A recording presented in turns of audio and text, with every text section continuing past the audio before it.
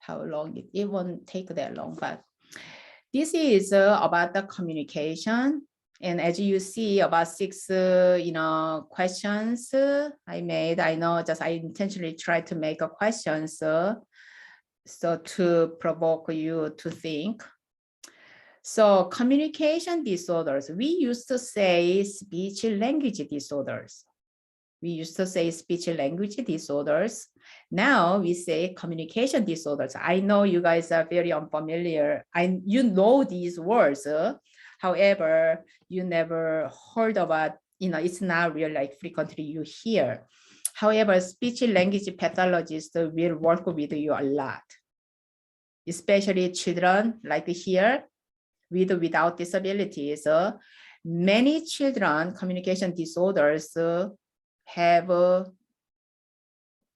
don't have any disabilities. So only communication disorders, the only disability they have, and then they 100% stay in your classroom without going anywhere. Okay. Let's try here. When we say speech language disorders, we used to say speech language disorders before. And then what you see here, this is really based on human language. It's more like a linguistic, right? So speech is an expressive language. Language is a receptive language. So you probably learned this one in Intro to Special Education class. So communication disorder is like expressive language, receptive language, reciprocally, going back and forth. That's a communication. You heard about that.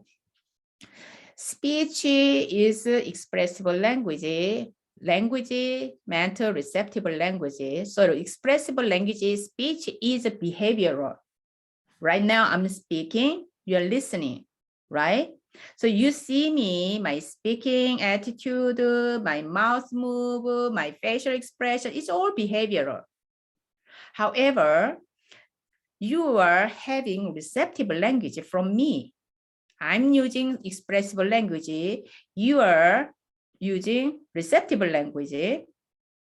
I cannot see you guys, what's going on in your head right now. By receiving I see cute smiles and noddings, and really, Kaylen's nodding and smiling really does, encourage me, speaks more and make me smile more. And then many of you just have smiles, and it looks like, I feel like my speech is accepted by you. And it makes a speaker talk more live speech to provide, right? However, I don't know, you just smile and then you just, nod, but you're mentally just watching some mental movies. So who knows?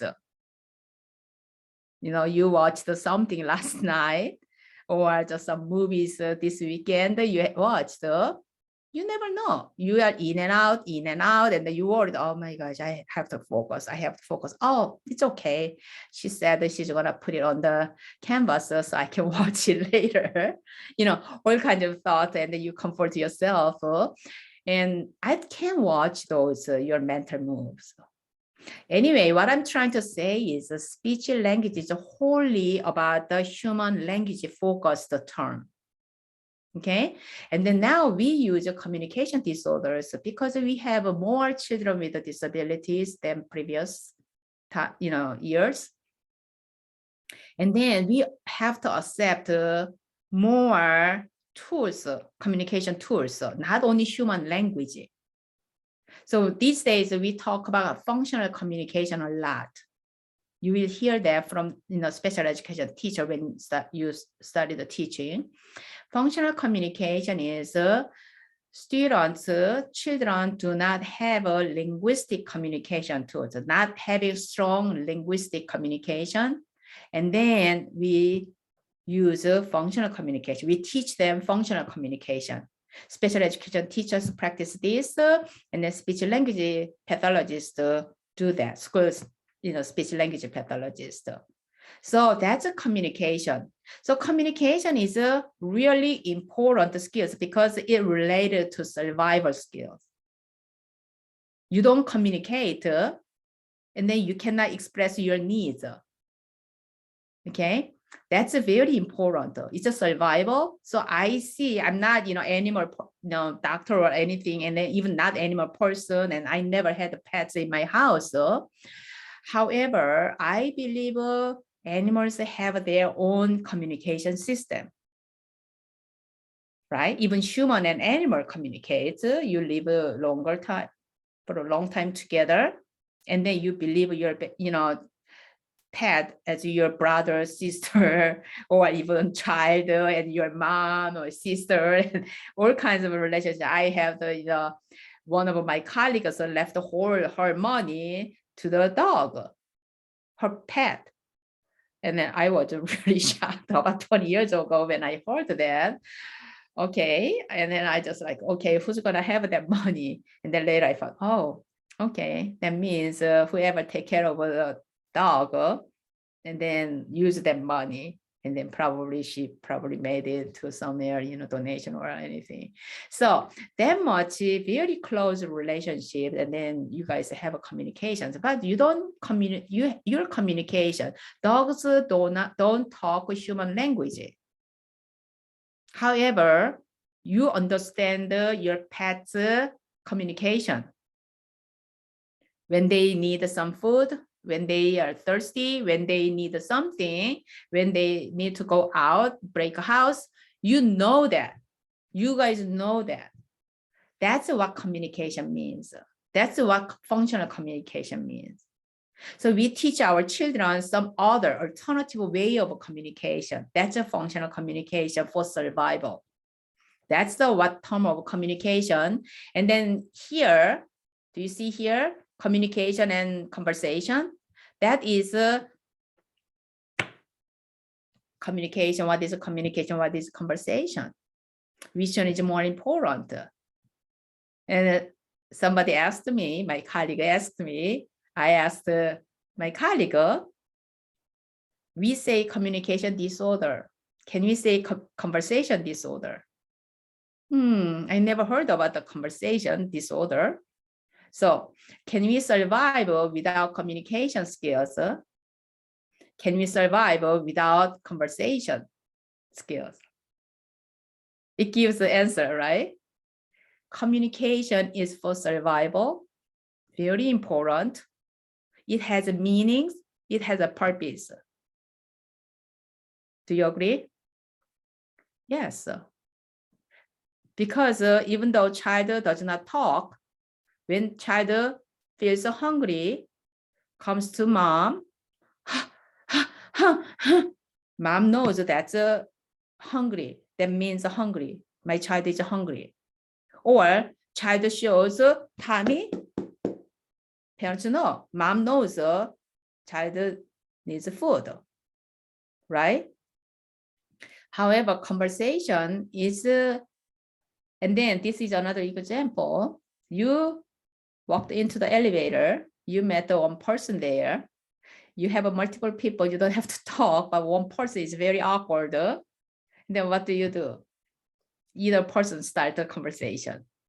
It's not really deep down conversation, but still chatting types of a conversation. How's the weather outside? Is that warm, cold, snowy, right? We don't say that's a communication. Do you say that's a communication? Not really. So that's my understanding. Because sometimes I told you, English second language person could understand literally more clearly.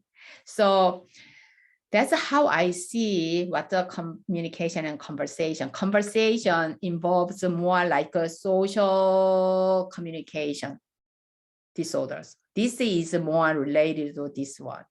Okay, I'm going to explain this one later. So that's a communication disorder. So again, number one, you will teach in kindergarten, first grade, third grade, maybe younger kids.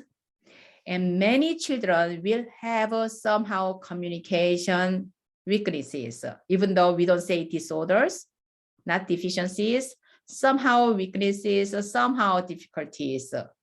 Okay, that's why you guys have those, ESL, ELL, method classes. To understand the children, English is not their primary language, and then not even second language, not even, it's a foreign language. How to communicate with them. Why? Because it's related to needs and wants, basic survivals. Okay. And when you have children, I already talked about this one. When have children, any disabilities, let's say learning disability, intellectual disability, ADHD, any kind of, emotional impairment disabilities, and then they have a communication disorders as well. And then this disability became primary one. That's what I hear, okay? And then communication became secondary one.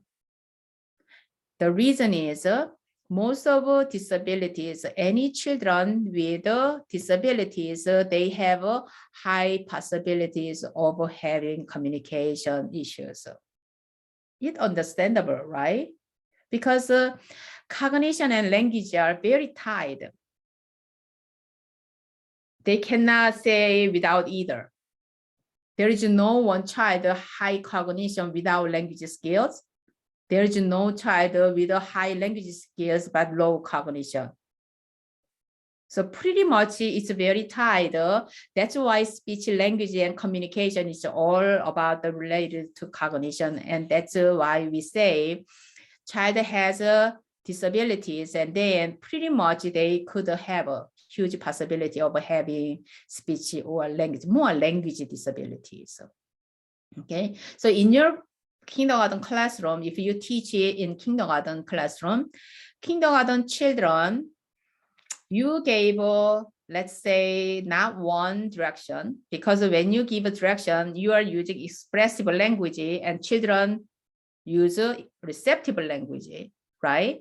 Receptive language is a cognitive processing, mental processing. So when you give multiple directions, 2 directions, 3-step directions, so guys, it's a lunchtime. So everybody stop what you're doing, clean up your desk, put everything under your desk, and then take out this lunch check or whatever. And then just 2-3 steps, directions you give. And then you find the little Charlie is done only last direction. And then little Susie did only first direction, and then very cutely, quietly sit and wait. You know that's not because they are distracted or attention problems. In the beginning, you could do that, but it's repeated, and then it frustrates you greatly because you have 20, 30 children. You want everybody to move like a military kids. One shot move, and then you just give order and then they move. And then so you can move on quickly and go to the lunch, and then only lunch time is 30 minutes and finish lunch. So very you're anxious, but you see that and then it frustrates you. And you see that those are like a pattern. And then you seems like in the beginning, you thought that is their behavior issues, and then later it's not behavior issues, not attitude. The easiest one you could do, you just talk to your speech language pathologist in your building. Ask them, could you check? That check means a screen. Screening does not need parent permission. Could you just about 5 minutes, just check a little Johnny? And I just, seems like he has some language issues. Especially receptive language. Could you just check his receptive language? And then it takes about 5-10 minutes. Quickly, the speech pathologist could do that. And then, oh yeah, he's, receptive language about 20% and blah, blah. It makes sense. It's not his behavior. That means he's not processing my expressive language, right? So it's good to know. And then speech pathologists will follow the procedures so little Johnny can receive a receptive language therapy. So that's a language therapy. So that's easily you guys could do that. especially when you have a very just delayed children and you believe somehow some cognitive issues you suspect, and then you can talk to a special educator, or you can just talk to school counselor, guardians counselor, and then they will follow those school protocols or that. So that's the one thing. Okay, and then social communication disorders and communication disorders. This is, I told you, it's just back and forth. It's a communication and social communication. Have you heard about this word before? Raise a hand if you have heard. So this is your first time hearing social communication disorder. This is kind of a new, but still it has been years. Social communication disorders are very unique one, and you will see many children in your classroom, not many means several, at least, children have a social, a little bit of a awkward, it seems like a 1%, 2%, something missing. But they are still chatters, very talk a lot, they can talk. However, in their talk, something, you see something missing. That could be social part. And social communication disorder is more like related. Many people believe just a social cognition. I see this more people skill based. We have a social sense, social standard, social just, whatever just a public and society do and try to know, to understand and don't do it. That's a social sense. So in front of other people, you don't barf, right? When you cough, you cover. These are all social, just, it's not really like a knowledge or things. It's just a social sense. And parents taught that, or you watch the other people doing it and you follow. And it's a barfing in Korea was okay, but you don't fart it. And there are something, in this society, anybody barf and you say, oh, gross. And this society, barfing means you had a good meal. That's the sign of barfing. So it's acceptable. It's the same thing like Asian kids, when you talk to them and then they head down and look at down and you believe they are so like, against you or something. However, that's the opposite one. Here, we have to look at the eye, make eye contact, but Asian countries, you don't make eye contact, or they believe just you are very against and then you don't agree with, your teacher or something. It's very get in trouble. So it's all opposite, social behaviors. So each country you go, each society you go, each culture you go, you change yourself. That's a social sense. You change yourself and then you just follow their social sense, social rules. However, people skill is not really like this is a social skill, this is people skills. However, people skill is more like a cognitive empathy. You heard from me, cognitive empathy, not sympathy itself. Empathy is you are putting in somebody's shoes. You are inside somebody. You are somebody's inside the mind, and then you understand what's going on in that person's thought. So that means how can you be in somebody's shoes and somebody's mind? That much you could feel what your friend feel. You could feel what your mom feels, right? So that's a people skills. Then you could be a good friend with your mom, with your friend, your chemistry meet. What is that? Because chemistry, beliefs, philosophy, and political, side, you just have those all matched, and then you fall in love with each other, with your friend. You like your friend, right? So that's all people skills. Why? Because your friend understands you. You understand your friend's mind. And you don't have to iterate all what you feel. Your friends right away knows, as soon as your friends see your face, and then they know right away something not really good. And then they ask you, are you okay? And then you say, yeah, I'm fine. Because we are so used to faking and pretend, and then you don't want to bother other people to worry about you, and it's your manners. However, your friends know right away it's not really fine. Come on, what's going on? What is it? Just let me know. Is it your mom again? Your husband again? They know you. That's a people skill. So it's an inferential comprehension. Not really talked, but you know it. That's a social communication disorders. It's if you see the Asperger's, some of you may have experience with Asperger's. Very smart kids, talk very well. However, you could see from their talking, there is no emotion, no feeling, very dry linguistic talking, right? And then there is no touch.